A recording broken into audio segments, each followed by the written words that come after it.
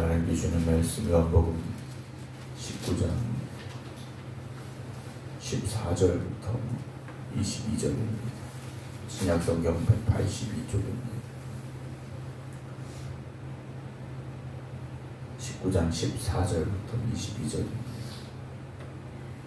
이날은 6월절의 준비일이요 때는 제6시라. 빌라도가 유대인들에게 이르되 보라 너희 왕이로다.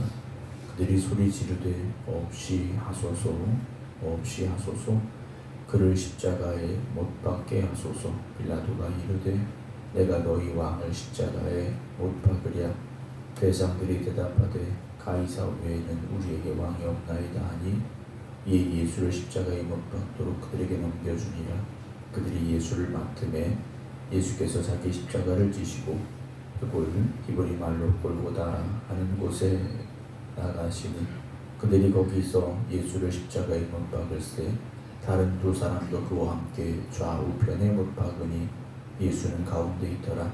빌라도가 패를 써서 십자가 위에 붙이니 나사렛 예수 유대인의 왕이라 기록되었더라.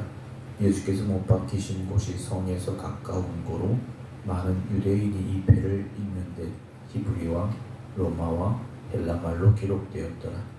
유대인의 대장들이 빌라도에게 이르되 유대인의 왕이라 쓰지 말고 자칭 유대인의 왕이라 쓰라 하니 빌라도가 대답하되 내가 쓸 것을 썼다 하니라.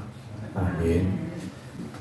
하나님 앞에 오늘께 기도 드리는 모든 성도들의 삶이 하나님의 은혜가 충만한 하나님의 인도하심이 있는 삶이 되시길 주의 이름으로 축원합니다. 주님께서 재판을 받으셨는데 정식적인 재판이라 할 수 없는 재판을 받으시게 되고 이제 드디어 십자가형이라는 판결을 받으시게 됩니다. 오늘 14절 보면 이날은 6월절의 준비일이요 때는 제6시라라고 되어 있습니다. 6월절 전날이라고 보시면 되는데 저녁부터 해가 질 때부터 시작이 되기 때문에 이제 그날이 우리로 말하면 당일날이라고 보시면 되고요. 그리고 이제 금요일이 되겠습니다.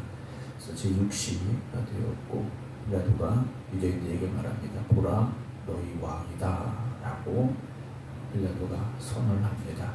근데 이 말 속에 담겨져 있는 의미는 여러 가지로 볼 수 있습니다. 너희 왕이다 라고 빌라도가 말을 했는데요. 첫 번째는 예수님이 정말 누구이신가에 대한 그가 원하진 않았습니다만 고백이라고 볼 수 있습니다. 예수님께서 우리의 진정한 왕이시다 라고 우리는 이제 빌라도의 입을 통해서 다시 한번 듣게 되고요. 또한 그들을 예수님을 고발한 그들을 향하여서 예수님의 무죄를 또한 그가 선언하는 의미라고 볼 수 있습니다. 왜냐? 빌라도는 예수님께서 죄를 찾지 못했기 때문에 예수님의 무죄라고 우리는 볼 수 있고 또 한 가지는 예수님을 고발하고 또 예수님을 죽이려 하는 이들을 조롱하는 의미일 수도 있겠죠. 왜냐? 이미 이 유대 땅에는 왕이 있습니다. 헤롯 이후에 세워진 왕이 있는데 왕이 없다. 이들은 우리에겐 왕이 없다라고 말합니다. 그들의 말을 보게 되면 15절에 그들이 소리 지르되 없이 하소서 없이 하소서 그를 십자가에 못 박게 하소서 계속해서 예수님을 죽이라는 이들의 외침이 들려지게 되는데 빌라도가 이렇게 말합니다. 내가 너희 왕을 십자가에 못 박으랴. 대장들이 대답하되 가이사 외에는 우리에게 왕이 없다라고 이들이 말합니다.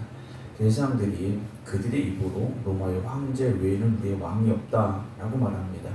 이 말은 하나님을 섬기는 대장들이 할 말이 아니라는 것이죠. 이스라엘 백성들은 하나님께서 아브라함을 택하셨고 그리고 하나님 그들의 왕이 되셔서 여기까지 온 민족입니다. 그런데 그들 스스로가 로마의 황제 외에는 우리에게 왕이 없다라고 지금 소리치고 있다라는 거죠. 오늘도 우리가 세상을 살아가면서 물론 우리가 왕정 국가에 살고 있는 건 아닙니다만 나를 이끌어가는 사람들이 있습니다. 그러나 오늘 우리의 왕은 하나님이 되심을 우리가 고백할 수 있어야 되고 그 고백은 내가 하나님 말씀에 온전히 순종하겠습니다 라는 우리의 신앙으로 이어져 가기 때문이다라는 거죠.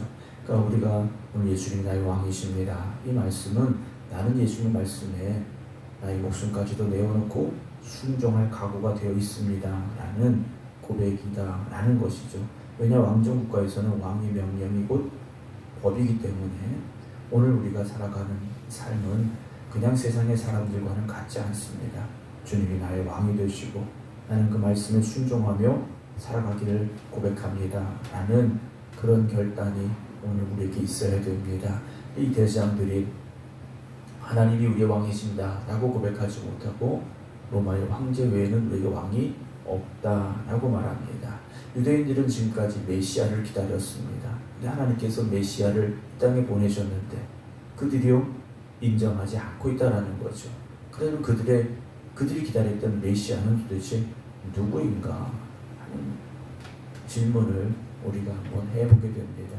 결국 16절에 이 예수를 십자가에 못 박도록 그들에게 넘겨주었다 라고 그 판결의 결과가 나옵니다.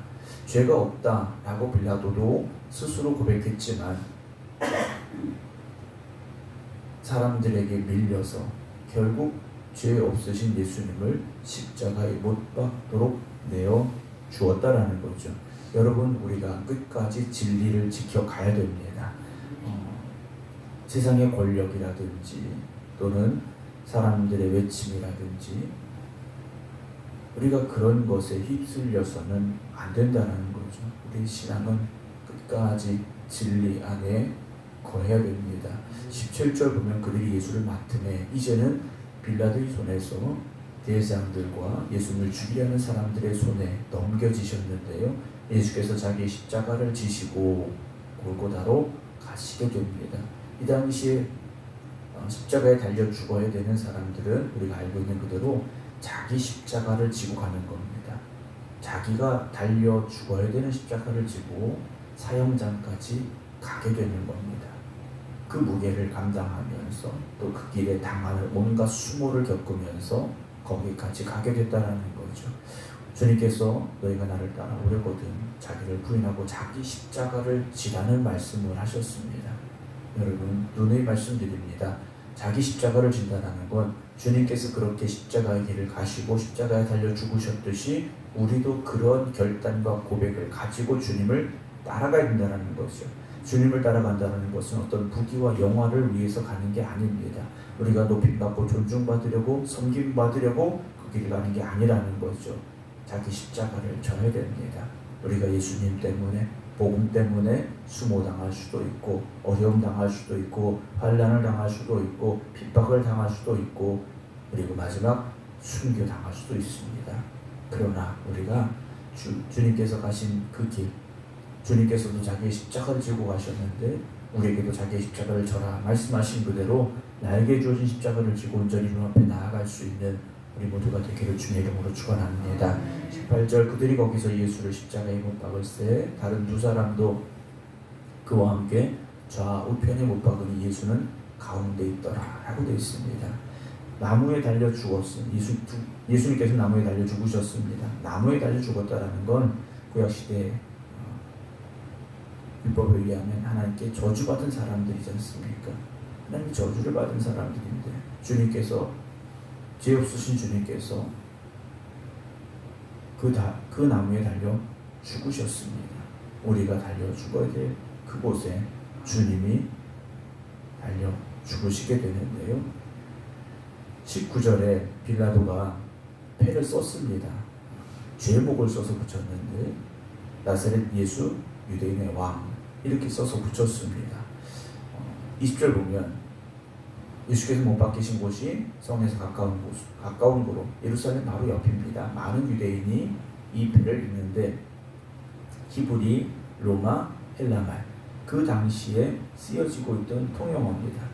세 가지 말로 나사렛 예수 유대인의 왕 이렇게 십자가 위에 써서 붙였습니다.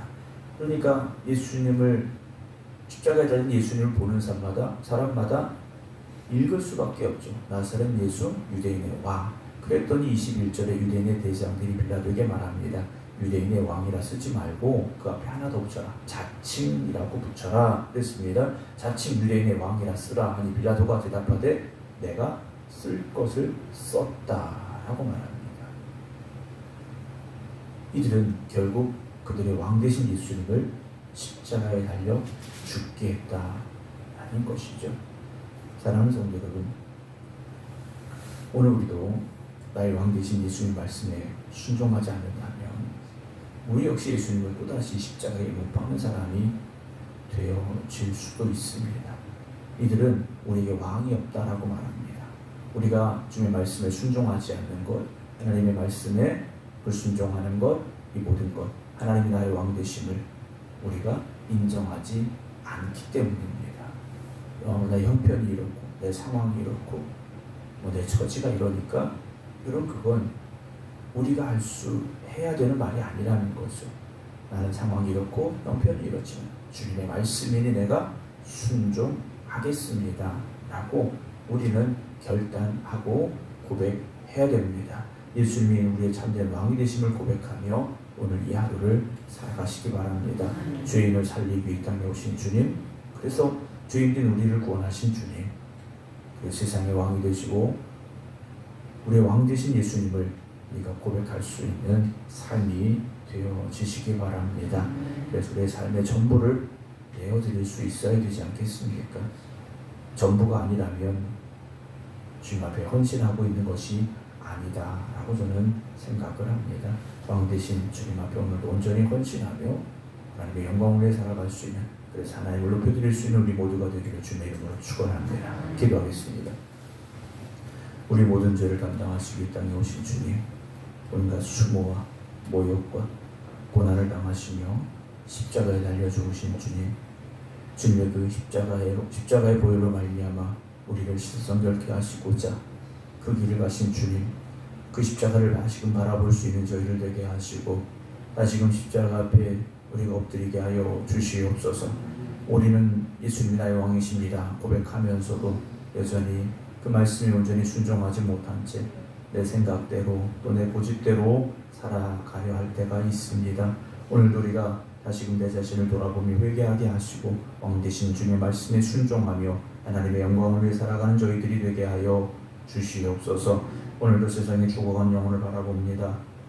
주님의 십자가를 바라보는 저희들이 이제는 세상을 주님의 마음으로 바라볼 수 있게 하시고 죽어가는 영혼들에게 십자가의 복음을 전하고 증거하게 하여 주시옵소서. 오늘도 기도드리는 성도들 주님께서 함께하여 주시옵시고 저들의 삶과 가정과 일터가 복되게 하시고 무엇보다도 하나님의 말씀에 끝까지 순종함으로 하나님이 나의 왕이 되심을 고백하는 삶을 살아갈 수 있는 저희들 되게 하여 주시옵소서. 질병으로 고통당하는 성도들 위하여 기도합니다. 주님, 저들을 붙잡아 주시옵시고 주님 치료하시는 손으로 어루만져 주심으로 저들이 속히 치유되게 하시고 건강함을 회복하게 하여 주시옵소서. 이제는 우리 주 예수 그리스도의 은혜와 아버지 하나님의 무한하신 사랑하심과 성령님의 감동 감화 역사하심이 오늘도 나의 왕 되신 주님, 내가 주님의 말씀에 순종함으로 살겠습니다 기도드리는 모든 성도들 위해 이제부터 영원토록 함께 하시기를 간절히 축원하옵나이다. 아멘.